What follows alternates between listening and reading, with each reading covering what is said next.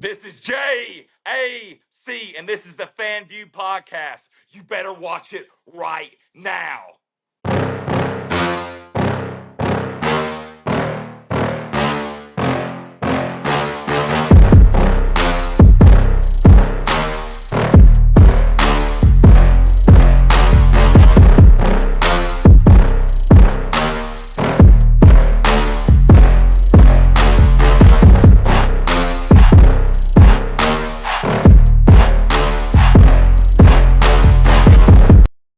What's going on, everybody? Welcome back to another episode of the Fans View Podcast. On today's show, we're talking to a rising force in the world of professional wrestling, J.A.C. Alexander Carter, better known as J.A.C. He's known for his high energy, his intense ring style, and his undeniable connection with the crowd. J.A.C. has been carving his path through the independent scene, and we're going to get to know the man behind all of that. Jesse, how are you doing tonight, brother? I'm good, man. I can't complain. I had a very lazy day at the house today. We just finished up at AML yesterday, and I've been kind of feeling that match. So I took off from work and I just laid around at the house. It's been pretty nice. Hey, I love that. I'm just coming back from a weekend lake vacation, so I feel you on the laziness. Oh, hell yeah. I've been getting the honeydew list done all day, though. I know you know how that feels. Yeah, I do. For the fans that might be seeing you for the first time here on the Fans View, who is J.A.C. Alexander Carter, both in the ring and out of it? He's just a hard worker that's been doing amateur wrestling and combat sports his entire life and just transitioned into pro wrestling. He has always been looked down upon at points in his career and now is finally getting the recognition that he probably deserves just a little bit from just the work I've been putting in for a long time. And I don't know. It's weird because it's answering questions like that. You try to be humble and not sound like a dick, but I don't know. No, I love that. I love that honesty, man. How much, because I've seen some of your work, and we're gonna kind of get into that hard hitting hardcore style a little bit later. How much of J.A.C. is you just turned up to 100, and how much of that is kind of a performance that you got to put on? I think definitely at the beginning, I got kind of lost a little bit in the character. I think now that I've gotten married and I'm getting older, like the character's not as much me anymore. But like it's pretty much me when if I have a couple of beers in my system and I'm playing cornhole. That's like the best way I could describe my character. As crazy as that sounds. Dude, I love that. I love that so much. Um, let's go back to the beginning. Obviously, you've been in this business for a hot minute now, but what first drew you into the world of professional wrestling? Yeah, I've watched it ever since I was a kid, like most people have.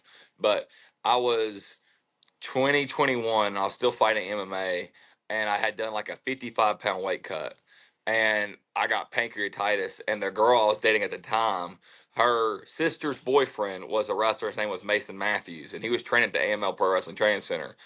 And while I was in the hospital, I called my MMA coach, who I've known like my whole life, and I said, "I'm done. I can't do it no more. I'm done cutting weight. I just don't want to do it no more. I've always wanted to try pro wrestling, so I'm gonna start gaining weight, and I'm gonna give this thing my all." And so that's just exactly what I did, and I have not looked back since. When did you fall in love with professional wrestling? It's crazy because my dad was sick with MS when I was a kid. Like I grew up doing amateur wrestling, so that's kind of like frowned upon. So I didn't start watching pro wrestling until I was like 12 or 13. But The Rock had just returned in like 2011. My dad was not smiling a lot during that time period, but I walked in the room and he had the biggest smile on his face when The Rock returned. And that moment, it hooked me because like it made my dad feel that type of way. And then as I got invested in like the different storylines and everything that WWE was doing during that time period, like I just fell in love with it, and I've loved it since then. That's fantastic. You had to love professional wrestling to get in at that point, because that's a different time in the business for sure. Brother. Gosh. Oh, it was rough, man. It was rough. So obviously, like you kind of alluded to the fact that you were doing MMA, you were, an accomplished amateur wrestler. How do you think that kind of helped you in your professional wrestling career, your background in those two sports? I think in the beginning I relied on it a lot, especially now with my hard hitting style. Like I rely on it even more than I used to. But it's just the small stuff like chain wrestling and stuff like that. Obviously, I'm naturally really good at it because I've done it my whole life. And then just being a natural athlete, like I think it helps out tremendously. And obviously having the work ethic, because amateur wrestling, in my opinion, is the hardest sport in the world. And so coming from that into this, I think anything in life's easy after that. And so it just it helped out so much. Agree with that 100%. So where did you actually train when you decided to take the plunge into professional wrestling? Yeah, I trained at the AML Pro Wrestling Training Center. Went straight there. Josh Gary was the head coach at the time. Now it's Josh Gary and Beer City Bruiser. I'm still there. Either I'm training or I'm helping training one. But yeah, I mean, you always got to learn and grow. Yeah, absolutely. What was it like while we're talking kind of about the beginning of your career? Can you go back to that moment, maybe when you've put your time in at AML and you're about to step through the curtain for that first time, for that real match, that first match? Do you remember what that feeling was like? Yeah, I was. There was like a weird nervous, but weird not nervous because it's the same thing as like my first MMA fight. Like I wasn't nervous for it. But then when it just felt so natural to finally be out there. And I'll be honest with you, if I I've always heard the thing of like if you're not nervous or something, you don't care about it. I don't Yeah, believe that because like if I'm nervous about something, I don't do good at it. Like I just right. don't. So because it overwhelms me, and I don't do the performance like I should. So if I Yeah. ever get nervous about something, I'm probably not gonna do it for long because like it's just not supposed to be for me. But yeah, Yeah, no. I definitely understand that because it's kind of like if you've done the prep work, which obviously again coming from your amateur background, you can't just show up on the mat. You have to put in all that work mhm, that leads up to it. So you being a student of preparation doesn't surprise me. yeah, that's just me. Yeah. Obviously, J.A.C is a balls to the wall, bold character.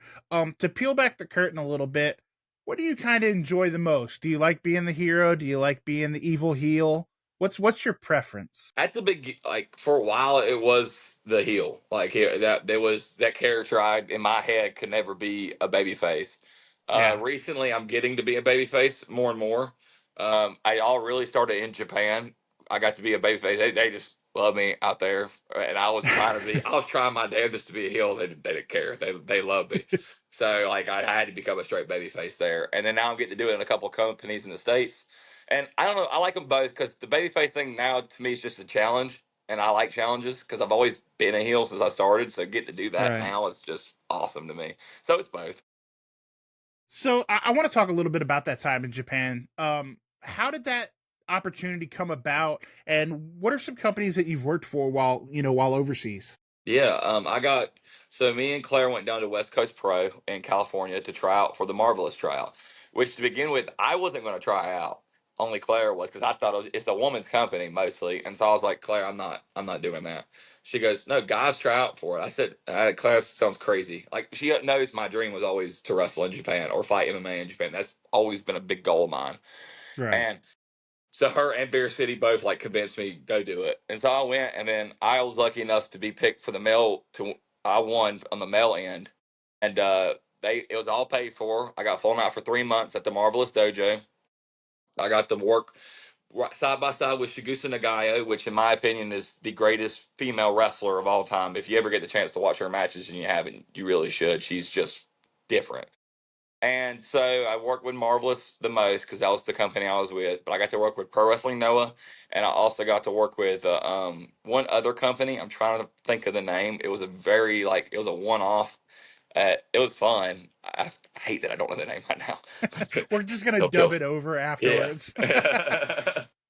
So the moral of that story is your wife was right. Yeah. Yeah. She's always right. I'm always wrong. Oh, oh man, you are such a professional married man. I love that so much. um, every wrestler has that dream match scenario. The ideal opponent, the ideal promotion, maybe or venue. What does that look like for you? It changes like all the time. I have like two big ones though currently. Obviously, you're crazy if you don't say WWE right now. But Obviously, Gunther, I think me and Gunther would just tear the house down. That's something I'm dying to do. Uh, and then Gabe Kidd in New Japan. I think that just the promos and the build up for that, then we could just have the most hard hitting match of all time. It'd be fantastic. So yeah, it's between those two for sure. I love that. Hey, you. Yeah, watching this right now. I see you. If you're enjoying what you're watching, I've got one quick favor to ask, and it only takes a second, costs you nothing, and makes a huge difference. If you could go ahead and hit that like button, maybe drop a comment. If you haven't already, make sure you're subscribed. Doesn't seem like much, but for small creators, it's everything. So let's help more people find this channel and keep the content coming. And honestly, I'm pretty sure the podcast will be really grateful. So if you're having fun, you like what you see, make it official, click those buttons, and the Fans View podcast, we'll see you next time. Is going back to Japan something that's high up on the bucket list? Obviously, Yeah, it's hard to make it work logistically with shoot jobs, and you have a wife and you have responsibilities. But obviously, your love for pro wrestling, it can't be overstated. Is Japan something that's still on the yeah. bucket No, list that you I want to? am going back at some point this year. We're just still trying to iron out the details. But me Okay, and it'll be announced, but Claire will be going too. So like, awesome. I am pumped. Like, and then hopefully after that we can do like a long tour because I that's my favorite place in the world. I love that. I love that.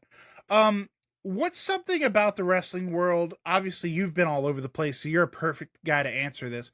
What's something about the wrestling world that maybe fans don't either they don't see or maybe they just don't appreciate it the way that you feel they should?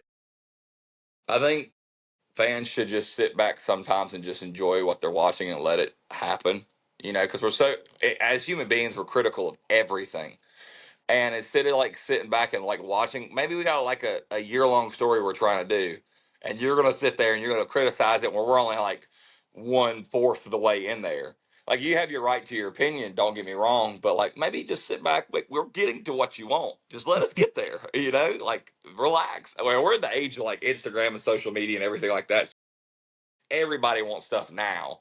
But Yeah, sometimes it's the best. Like you would not have got the great Cody Rhodes win, the pop for that, if you weren't patient the year before when he lost. And that's like always gonna be my point too, because that's my favorite WrestleMania now.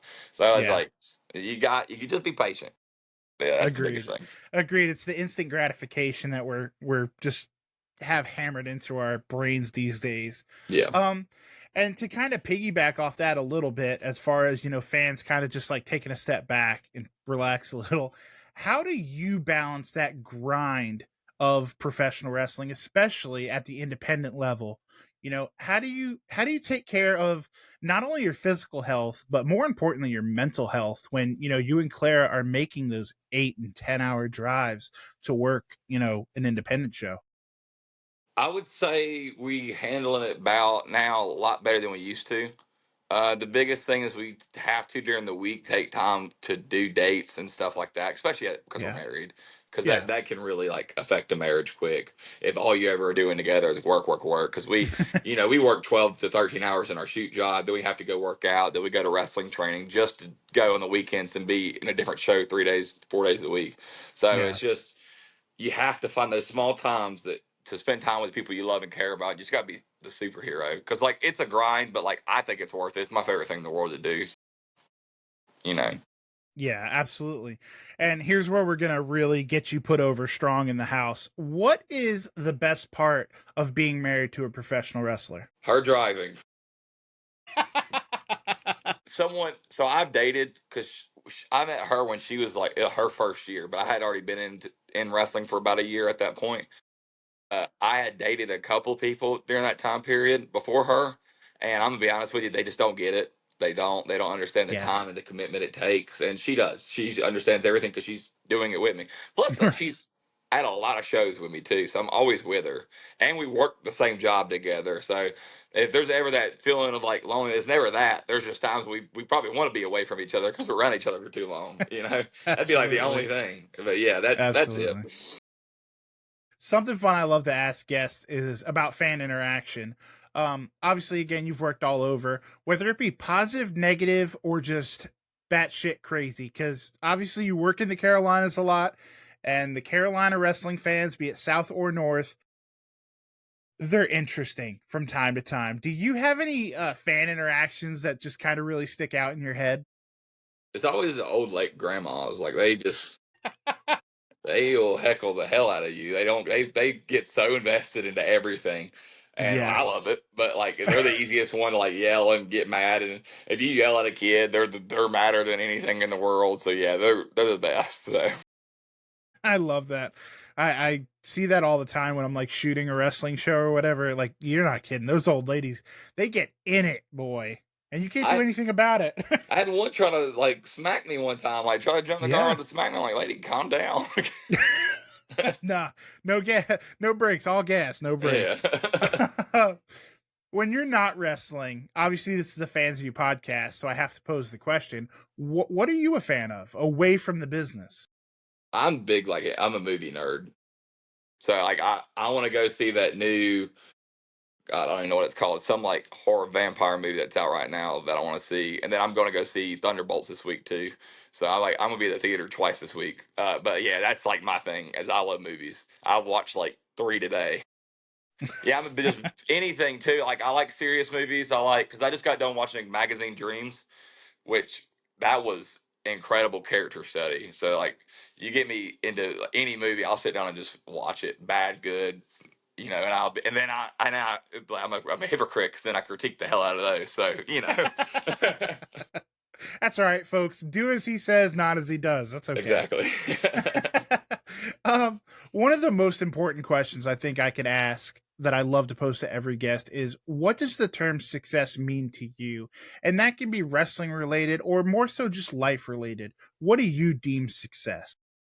So for some people, I think success is like money or like a certain thing. It's not ever been that way for me. Mine is just that mental clarity of knowing I did everything I ever wanted to do and everything to my best ability.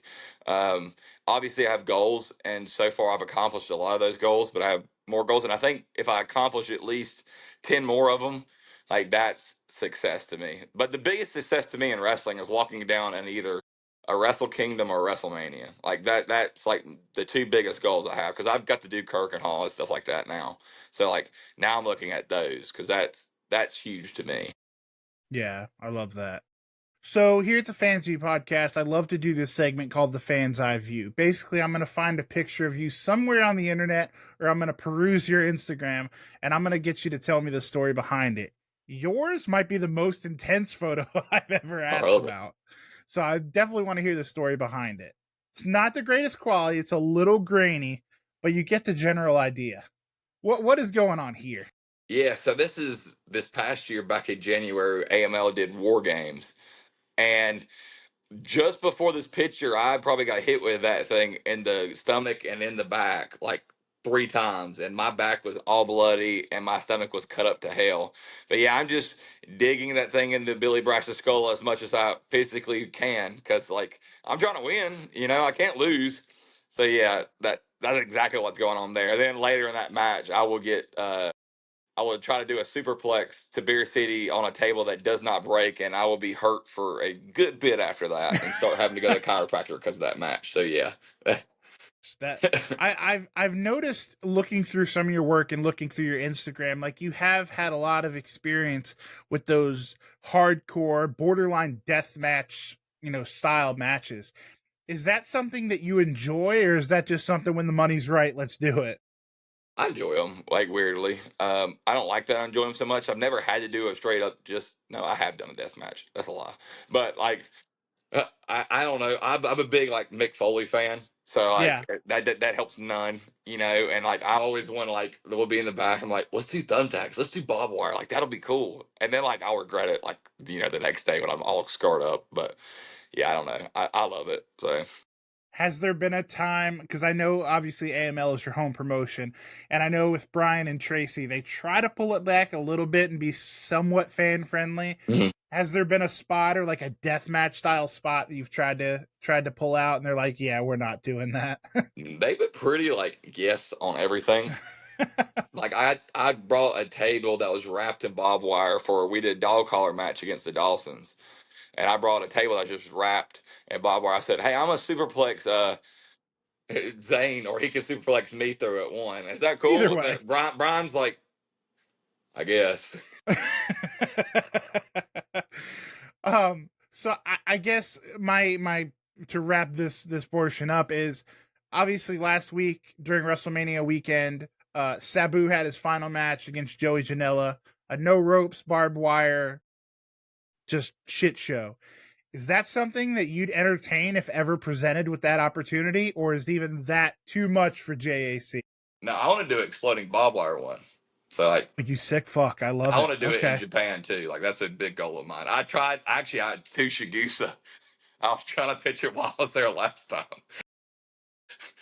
One day. Okay. I guess it fell on deaf ears, huh?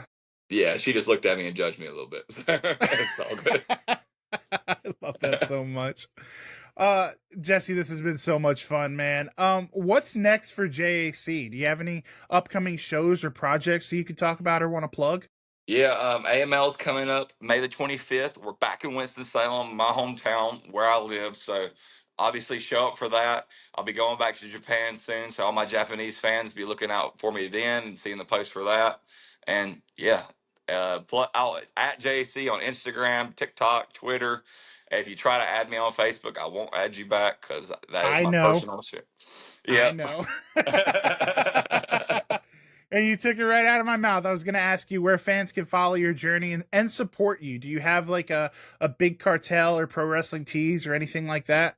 I don't, but I've been like, I need to. It's getting to the point now because I'm getting to travel the West Coast a little bit, so I need to. So yeah, it's coming. Okay, so just social media is where they're gonna find you, except for Facebook. Don't bother, guys. Yeah, at JC is a bad man, please. All right. Well, we're definitely going to put that in the description. Like I said, Jesse, this has been so much fun. Obviously, we were lucky enough to have your better half on as well. So it's really nice to be able to complete the tag team here on the Fans View podcast. Yeah, thank you. Until next time, guys, this has been so much fun. Make sure to go support Jesse. Follow him. J.A.C is a bad man. Instagram, Twitter. Go show him some love. Do not bother him on Facebook. And if you see him at a show, if you're an old lady, give him the finger. He loves it. And that's about it. Until next time, guys, like I said, go show some support. And most importantly of all, go call your mom. If you haven't liked or subscribed, you're going to be joking me.